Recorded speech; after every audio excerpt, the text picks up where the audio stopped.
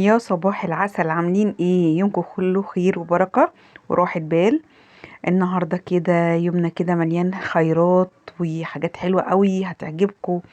يلا بقى، اللي ما بدأش تفريزات يبدأ معايا. احنا بادئين طبعا متأخر، بس مش متأخر قوي، ان شاء الله هنلحق نعمل حاجات حلوة كتير مع بعض. وهنفرز حاجات كتيرة حلوة النهاردة، هنفرز كده كل تفريزاتنا كده حلوة وجميلة ورخيصة، وبصي هتملي تلاجتك خير وبركة. ب10 جنيه هنعمل حاجات كتيرة قوي. يلا بقى نقول بسم الله ونقول كده. نشوف اول حاجة هنعملها ايه. انا هنا بقى دي الطماطم اللي انا جبتها معاكم في التفريق في المشتريات. وكان عندي كمان طماطم في الفريزر، طلعت كله بقى كده. ولعت على حبة حبة كده يتسلسوا من غير بصل. والشوية دولت هعملهم ببصل. شوية البصل اللي انتوا شفتوهم معايا دولت قطعتهم وفرمتهم. وحطيتهم كده على النار يتسبكوا. يعني يتحمروا عقبال ما اضرب كده الطماطم، وبدأت كده بالصعب اللي هياخد وقت معايا ولسه هيسبك ولسه هيبرد. بدأت بيه. تمام كده. نيجي تاني حاجة معايا كده برتقان بلدي. كيلو كان عامل 7.5. جبت كده 3 كيلو، انا بقشره بغسله حلو قوي قوي قبل ما اقشره. اخد القشرة بتاعته كده، اطلعها كده تكون رقيقة. وبشيلها عشان بستعملها كده في الكيكة وفي في البسيسة. في بسكوتات. حلو قوي. باخد منهم كده شوية واروح حطهم في الخلاط مع بقى السكر والزيت واللبن. واروح اضربهم كده وتبقى احلى كيكة بالبرتقال من غير برتقال، بقشر برتقال بس. جبتي بقى كده 3 كيلو. آه اللهم صل على النبي، برتقال. قلت كده هنفرزهم بالجزر. علشان نعمل بقى احلى عصير كده في رمضان. كل سنة وانتوا طيبين كده يا رب، وانتوا ربنا يبلغكم رمضان وانتوا في احلى صحة واحسن حال. انا بعمل ايه؟ انا بقشره كويس وببدا اقطعه كده دواير واشيل البذر منه. اهم حاجه بس اشيل البذر عشان البذر بيمرر. وبروح حاطاه في الخلاط عندي، واروح حاطه عليه السكر والميه وكمان الجزر. وبيبقى احلى عصير بجد والله العظيم. ولا تانكي بقى ولا فروتي ولا اي حاجه من الحاجات دي. ما بحبش الصراحه اجيب حاجات الجاهزه، ولا التمر الجاهز، ولا اي حاجه من الحاجات من الشارع. كمان بجيب الصوبيا بعملها في البيت، بجيبها باودر كده من العطار. وبضربها انا باللبن والميه والسكر في البيت، واشربي احلى صوبيا بجد والله العظيم. ولما بيكون الجو حر بحط كمان معاها تلج، يا سلام. بجد احنا ما بنفطرش غير على الصوبيا والبلح. فربنا يا رب يملى بيكم كده خير وبركه. هاتي بقى كده كام كيلو برتقان، على كام كيلو جوافه، على كام كيلو فراوله. هتلاقي والله تلاجتك اتملت، يعني هتشوفي معايا كده في الاخر عملنا حبه تفريزات حلوه قوي قوي. وهتنفعك كل يوم تطلعي حاجه شكل تعمليها.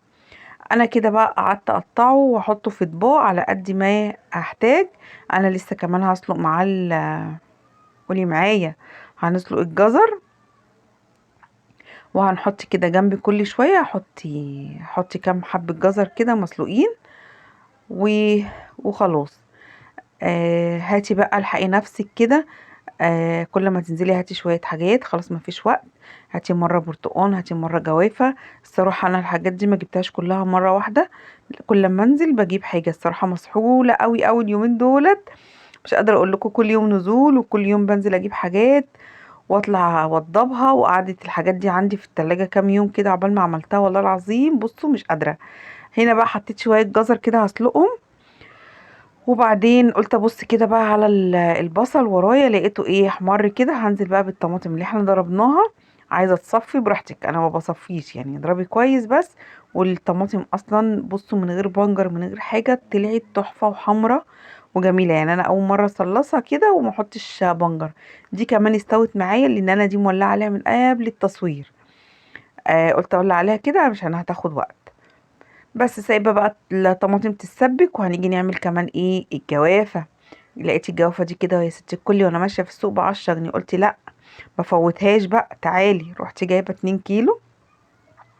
عشان ما كنتش عامله حسابي، جبت 2 كيلو. جيبي بقى 3، جيبي 4 براحتك اللي انتي معاكي هاتي. انا جبت 2 كيلو وحلوين والله وهيقضوا غرض ويعملوا كام مره يعني.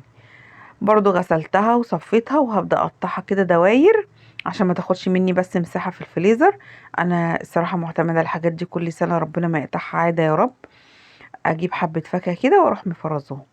بس حطيتهم بقى في الاطباق يا ست الكل. وكمان بروح مقشرة كمان قولي معايا الليمون. وبشيلها بليمونها ببابا غنوجها كده تبقى ايه كامله متكامله، بحيث ممكن اجي اطلع كيس ميبقاش عندي ليمون.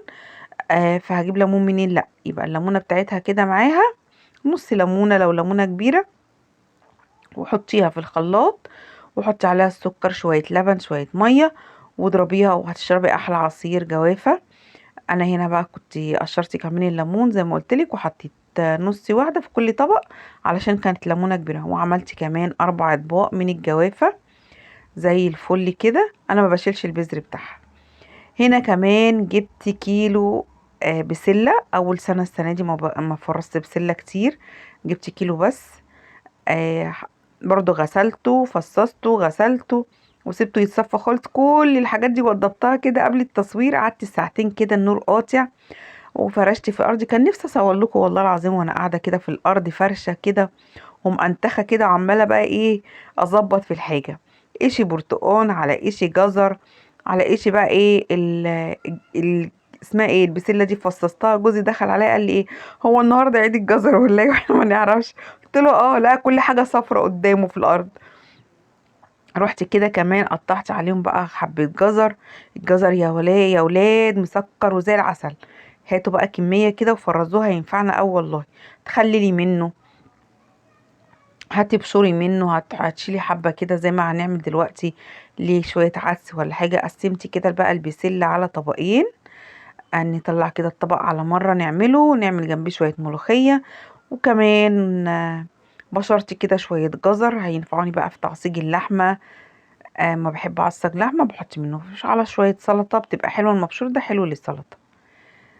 بس كده. انا كنت جايبه كام معاكم كام قد ايه جزر؟ 2 كيلو ونص. كيلو ونص في الاول، وبعد كده جبت كيلو تاني يبقى 2 كيلو ونص. ولو كده هفين الشوق ممكن اجيب حبه كمان.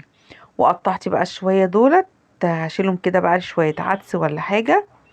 ممكن تقطعي برضو مكعبات للبسله لو حبيتي تجيبي بسله تاني مثلا وتشيليها من غير جزر، تقطعي جزر لوحده والبسله لوحدها. اهم حاجه بس تكوني مصفيه حاجتك كلها علشان ما تعملش معاكي تلج وطعمها يغير في الفريزر. بس شايفين بقى التفريزات بتاعتنا بجد والله العظيم. هنا بقى الجزر السلق تسويه قوي عشان لما تضربيه في الخلاط ما يبانش. انا بقى ما بكترش عشان ولادي لو عرفوا مش هيشربوا العصير. وساعات والله العظيم بيفقسوني وبيعرفوا ان العصير ده، بس انا بحبه يعني بيبقى طعمه تحفه. كده عملنا جزر وعملنا بسلة بالجزر وبرتقان وجوافة. كنت هجيب يا ولاد فراولة ب20 جنيه من الساحل لما روحت. قال لي الكيلو ب20 جنيه وتحفة وحمرة وواحدة بوحدتها كده وجميلة. اجي بقى اروح اشتري يقول لي ايه البرنيكة لوحدها ب50 جنيه، يعني فاضية لوحدها ب50 جنيه. قلت له لا يا عمي خليها مش عايزاها. بس بقى تعالي هنا بقى اخليلك احلى حبة جزر في الدنيا. دي بقى المية اللي كنا بنغليها في اول الفيديو، غليتها وسبتها بردت. ومعايا كده برطمان نضيف ومغسول ومتعقم بميه سخنه وخل، وتسيبيه ينشف خالص خالص، ما يبقاش فيه ميه خالص عشان ما يعملش معاكي كريم والمخلي بتاعك يبوظ. هبدأ بقى احط كده املاه جزر لحد بس ايه البرطمان بتاعك الكبير يفضى، عشان كان فيه لفت اللي كنت مخليه معاكم يفضى. وبعدين اعمل بقى جزر في برطمان كبير اجيب تاني واعمله. الصراحه الجزر اللي منهم حلو قوي ومسكر ورخيص، يعني ده اوانه بجد. الخضار بتاع الشتا مسكر ورخيص. هاتي واعملي، جيبي سبانخ واعملي. عملتي معاكم السبانخ وعملتي معاكم ايه القلقاس والخبيزه والخضره. المهم هنا بقى تعالي اقولك بنحط ايه. بحط فلفل احمر مفروم، حبه حراق حطي، حبه بارد حطي، احنا بحبه بارد. معايا معلقه من السكر. السكر ده عشان يحفظ لي الجزر بتاعي مقرمش وجميل، وكمان ما يعملش ريم معايا ويبوظ. هحط كل كوبايه ميه عليها معلقه ملح مش مليانه. انا معايا 2.5 كوباية من الميه، حطيت 2.5 معلقة من الملح. تمام كده هيطلع مظبوط. اي مخلل في الدنيا حطي كوبايه الميه عليها معلقه ملح. واحط شويه من البابريكا، واحط كمان عصير ليمونه. عايزه بقى تقطعي فلفل حامي وتحطيه معاه، قطعي براحتك خالص، اعملي اللي انت عايزاه. عايزه تخليلي اللي معاه خيار حطي، بس انا الخيار ما بياخدش، يعني ما بياخدش وقت زي الجزر. الجزر بعد اسبوع تفتح عليه. ان شاء الله اخلي معاكم كمان الخيار باذن الله. في يوم كده اجيب خيار واخليه بقى معاكم. قلت بقى ادلعهم عشان ولادي بيحبوا الحاجات الحراقه، احط لهم شويه شطه. يلا خليها عليا. بس كده، وخلينا احلى جزر وسهل وجميل بدل الحاجات بقى ايه المخلي للشارع. الصراحه ما بحبش مخلي للشارع. البراميل بقى اللي بيتعبى فيها والملح لا لا لا، بحب اعمل كده كميات قليله مش مشكله، بس المهم ان انا اعمله في البيت. يعني انا من الناس اللي بتحب كل حاجه في البيت، مش عارفه ليه، مع ان كل حاجه في البيت متعبه، بس ربنا يدينا الصحة والعافية. اعملي بقى يا ستي الكل، واملي بيتك خير وبركة كده، واملي الفريزر بتاعك حاجات كده وعصاير حلو وحادق، ايش عصير ايش صلصة ايش تفريزات. يعني بصي، خيرات ربنا كلها وبأبسط الإمكانيات، وب10 جنيه هتجيبي كل حاجة. مش شرط تنزلي بفلوس كتيرة وتجيبي كميات كبيرة. كل ما تنزلي كده يا حاجة، خبى ايه، اعملي لك خطفي لك حبة حاجات. بصوا وقفت لها شعرها سبايكي. المهم، تعالي بقى هنا دلوقتي، انا ضربت الطماطم اللي هي من غير بصل، وقلت اعبيها كده، اعبي الكيس على قد الطبخه. انا قلت اعمل حبه ببصل وحبه من غير بصل، لان ممكن تيجي في وقت تحتاجي كده من غير بصل ولا توم ولا اي حاجه، او عايزاه تعمليها بتوم يبقى موجوده عندك. انا بقى الطماطم دي عشق عندي، يعني لازم تبقى موجوده عندي في الفريزر. بجد والله ساعه ما بتخلص بحس ان الفريزر عريان. اه والله بتسهل عليا الدنيا، وبتسهل عليا الوقفه، وبتنجز معايا في كل حاجه. بجد والله لو عايزه حاجه حبه حتى نص كده، نص كيس باخده على اي حاجه يعني. حتى جيت ادمس فول، ما كانش عندي طماطم، رحت واخده حته كده وحطها في الفول وهو بيتدمس. يا خرابي خلت الفول جميل جميل جميل.